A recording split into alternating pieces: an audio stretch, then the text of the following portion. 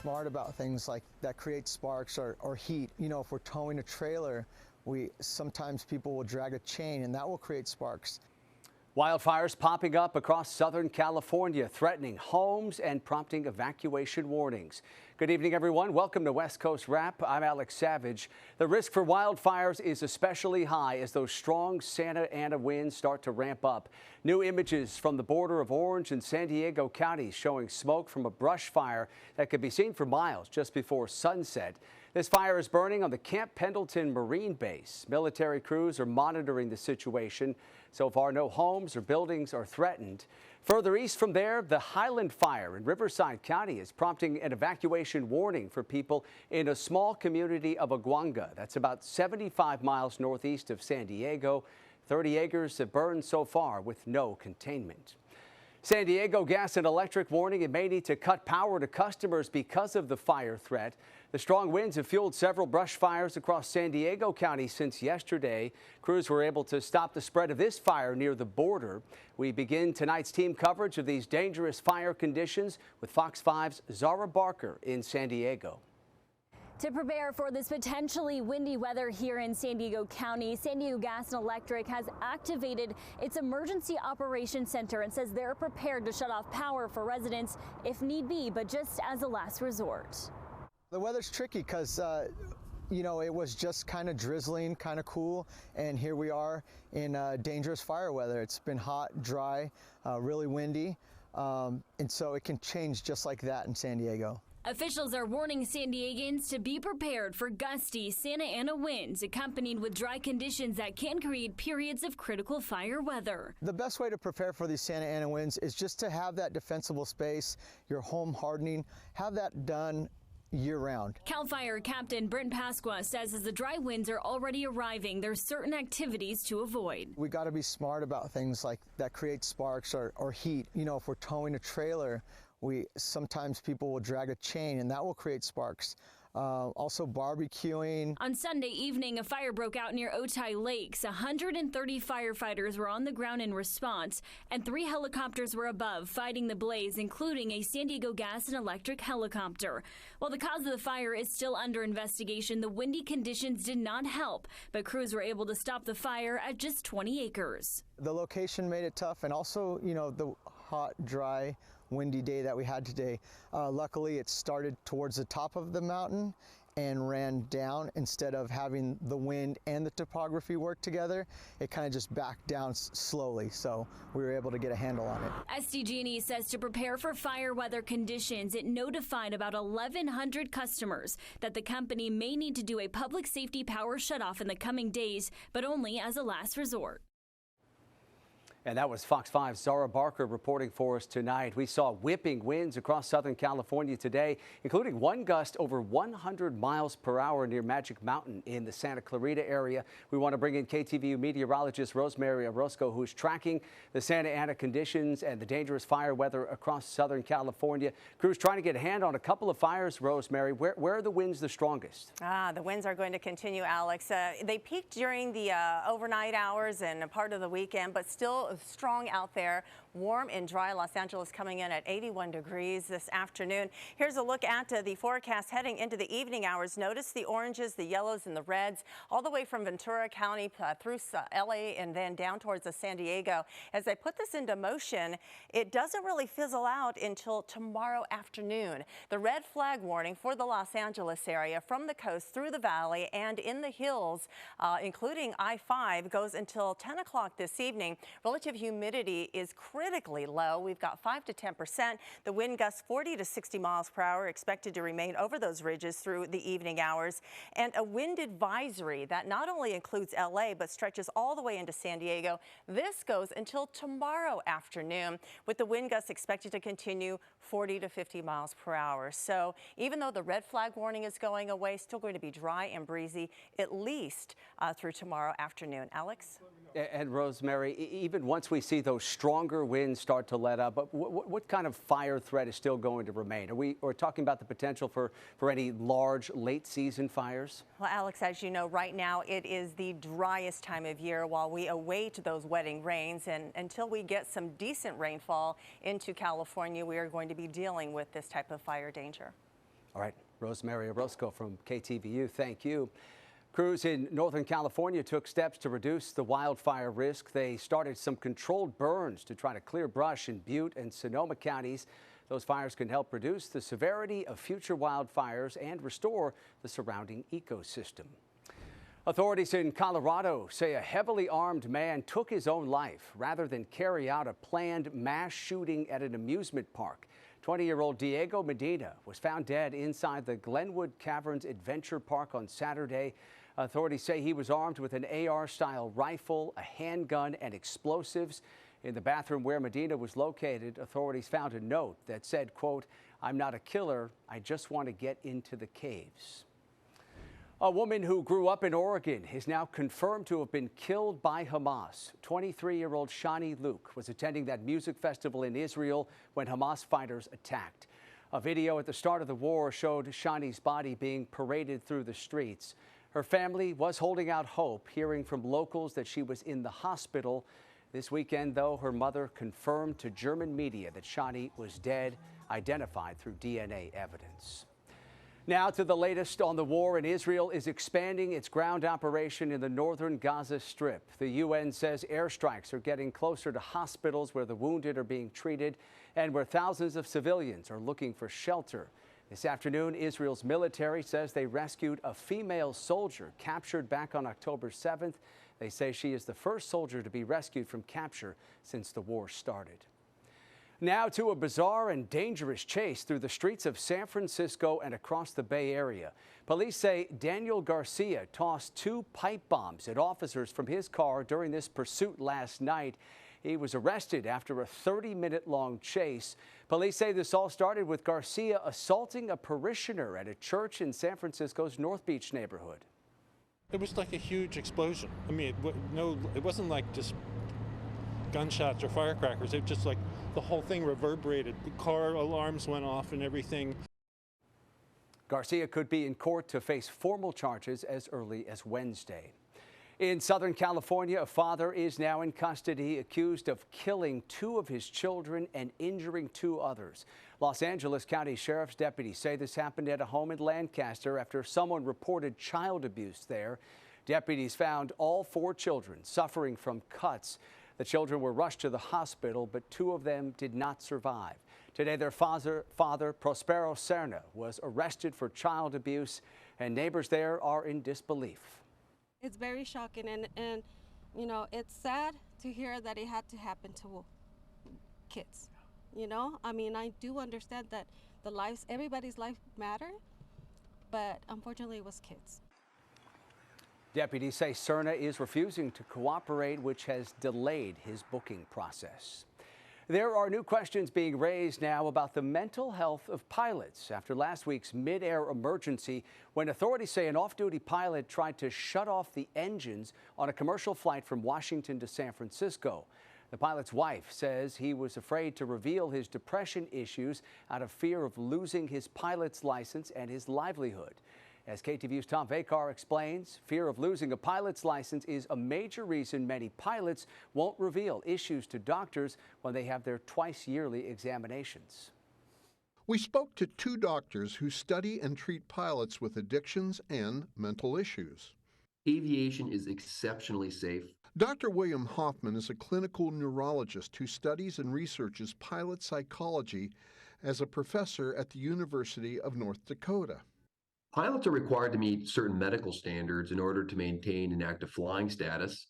And if a pilot discloses new health information during a periodic health assessment, they run the risk of usually temporary loss of their ability to work and fly. A diagnosis or the use of services serves as a marker for risk. That creates fear in many pilots who must fly in order to get paid. So even though they must medically be screened every 6 months, some pilots will not disclose information about new physical or psychological symptoms. Our recent study of over 5,000 pilots across North America found that over 50% reported a history of healthcare avoidance due to fear for loss of flying status. Addiction and aviation psychiatrist Dr. Matthew Goldenberg, an FAA-certified contractor, has treated many pilots with drug addictions, substance abuse, and mental issues.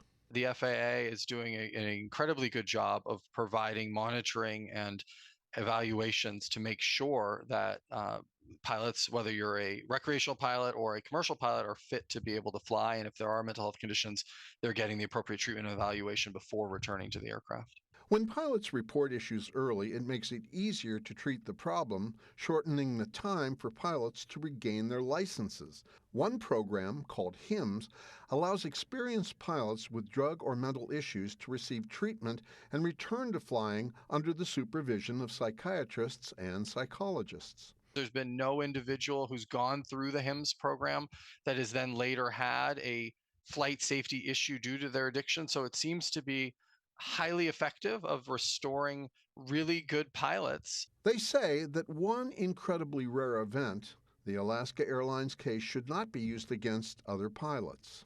I think the worst thing would be to create a situation where pilots are further fearful of seeking the help that they need. If anything, we can provide education so that it can improve the situation for other pilots who might need some help or want some help. Pilots are getting the treatment that they need and returning to the cockpit safely. The proof? There has been no major crash in the U.S. in 10 years for any issue, including pilot error or medical condition. Tom Vakar, KTVU, Fox 2 News. Some Colorado football players say they lost more than just their game at the Rose Bowl over the weekend. Coming up tonight, what they claim was stolen from their locker room. And Arizona is now selling shipping containers once used as part of a wall at the southern border. These shipping containers were probably about a third of the cost of what it would be if we would have just bought them from a vendor. One Arizona community is now using those crates to provide affordable housing. A trial began today in Colorado that will determine whether former President Trump's name will appear on the ballot in that state. This centers on a lawsuit claiming the Constitution's insurrection clause disqualifies Trump from running in the state because of his alleged role in the January 6th attack on the U.S. Capitol. The suit claims Trump broke his oath of office by trying to overturn the 2020 election.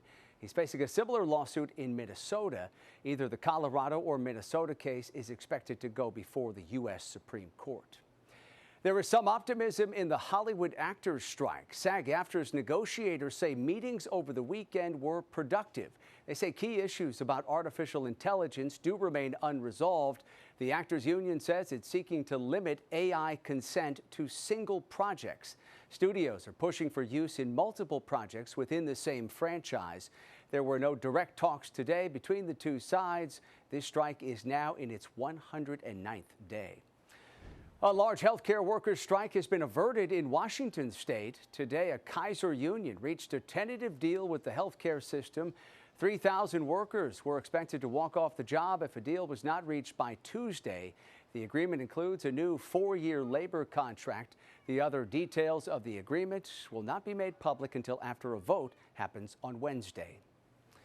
Teachers in Portland say they could go on strike starting on Wednesday if an agreement is not reached there. The Portland Teachers Association voted earlier this month to authorize a strike. They're demanding safer facilities and fully resourced schools.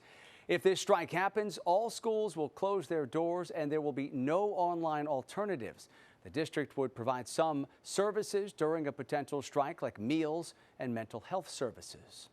The Portland Public School District put out a statement that reads, in part, PAT's proposal would require $277 million in cuts over the next 3 years. This is without including the over 500 new educators we would need to hire under the union's proposed hard class caps. $277 million in cuts would devastate programs, services, and staffing levels. Arctic blast expected to impact much of the country tomorrow in time for Halloween. For us, it will include parts of the west. Chilly temperatures expected for areas over the Pacific Northwest and then stretching in towards the Intermountain West as well. Meanwhile, California is expected to remain dry and mild, above average. And as we talked about at the top of the hour, the windy and breezy conditions expected to last into the afternoon for our Southern California areas. Meanwhile, areas over Phoenix, Arizona, Arizona expected to be warm once again for tomorrow. Here's a look at the West Coast satellite where we are dry across the west, and that is one thing that we will be able to enjoy for tomorrow. The trick-or-treaters don't have to worry about umbrellas. Here's a look at the futurecast getting started for you tomorrow morning at 7 a.m.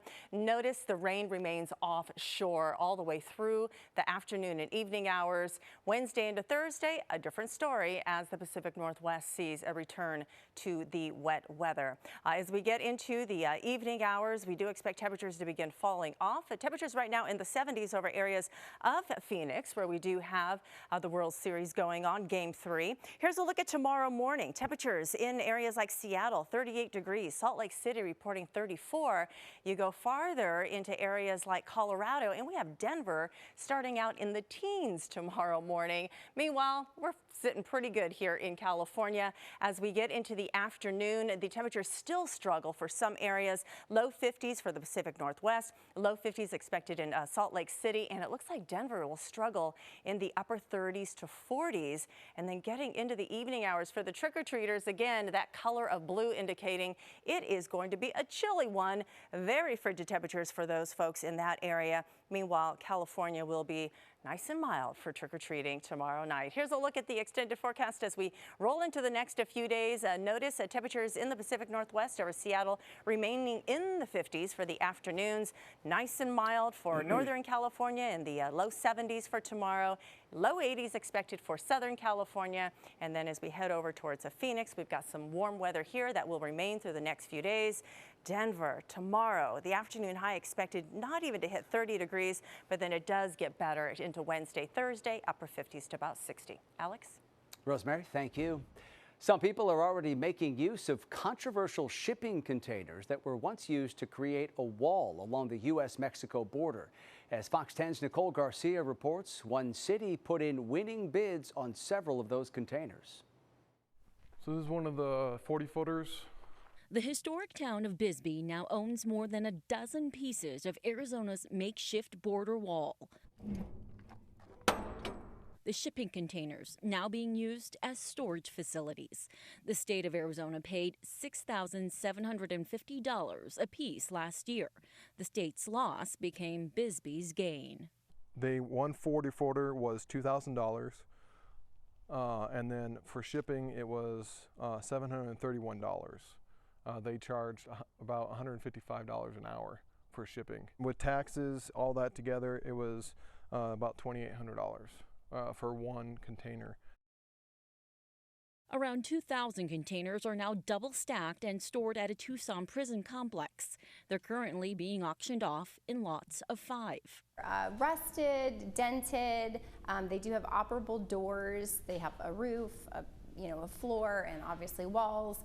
Eventually, the border wall pieces could become someone's home. These shipping containers on Grand Avenue in Phoenix have been repurposed into affordable housing. Now, state officials say most government agencies who have bought them are using them as storage, and it remains to be seen if individuals will use them as affordable living. Containers so inexpensive, but to take a steel box and put it through the building code, there's a lot of things that have to happen. Local builder Steel and Spark has been turning shipping containers into housing in Phoenix for nearly a decade.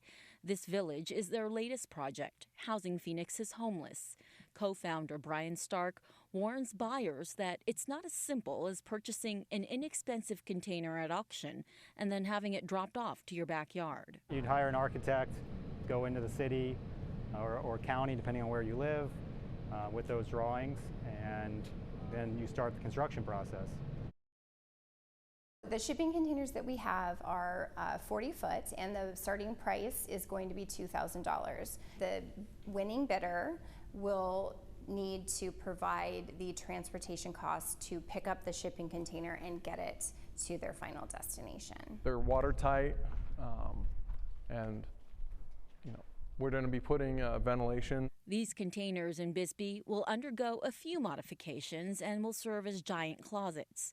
Bisbee officials say they're happy with the price they paid. The cost for these shipping containers were probably about a third of the cost of what it would be if we would have just bought them from a vendor. If the state does auction off the remaining 2,000 shipping containers it has for around $2,000 each, it could recover more than $4 million. That amounts to around 2% of the total cost of the initial project. The state of Arizona spent nearly $200 million to build and then remove the defunct border wall. I'm Nicole Garcia, Fox 10 News. Coming up tonight, an Arizona father and son attend the opening game of this year's World Series. Why the trip to the ballpark was similar to another trip they made 20 years ago. Also, the University of Colorado's football team fell to UCLA this weekend. We'll tell you how the game was not the only thing the team lost.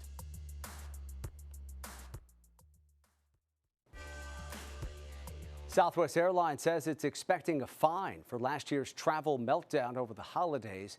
In a regulatory filing today, the carrier said it could be subject to penalties by the Department of Transportation. During last year's holiday travel season, a winter storm brought its travel operations to a standstill, stranding travelers and their luggage. The airline says this cost them more than $1 billion in expenses and lost revenue.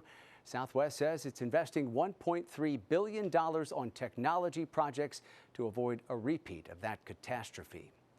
The U.S. Secretary of Energy is in Arizona promoting the president's investment in the nation's electric grid. Today, Secretary Jennifer Granholm met with Arizona Governor Katie Hobbs at the Apache Generating Station.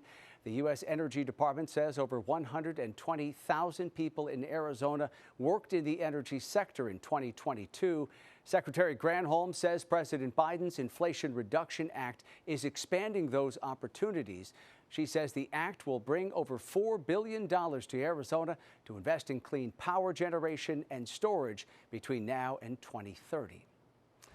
The Colorado football team lost more than just the game this past weekend. Several of the team's players say their personal items were stolen from the locker room during Saturday's game against UCLA in Pasadena. UCLA confirms a report was filed with Pasadena police about items reportedly missing from the Colorado locker room. Pasadena police and private security are responsible for protecting locker rooms during events. The LA Times reports there is no video surveillance inside the locker rooms. Finally tonight, an Arizona man and his father sharing another special moment as they cheer on the Diamondbacks in this year's World Series. Michael Young and his dad, Bob Young, cheered on the D-backs in Game 1 against Texas, and it was reminiscent of a similar trip to the ballpark 22 years ago. Michael was just 8 years old when he and his dad attended Game 1 of the 2001 World Series in Phoenix when the D-backs took on the Yankees. It really made it a surreal experience being able to share that with my dad both times and have the perspective 22 years later just to understand how important these moments are, especially when you're with a loved one and an amazing dad like mine. And you can watch the rest of this year's World Series between the Diamondbacks and the Rangers on Fox. A great moment there for father and son. That does it for West Coast Wrap tonight. Thank you so much for watching. Have a great rest of your night.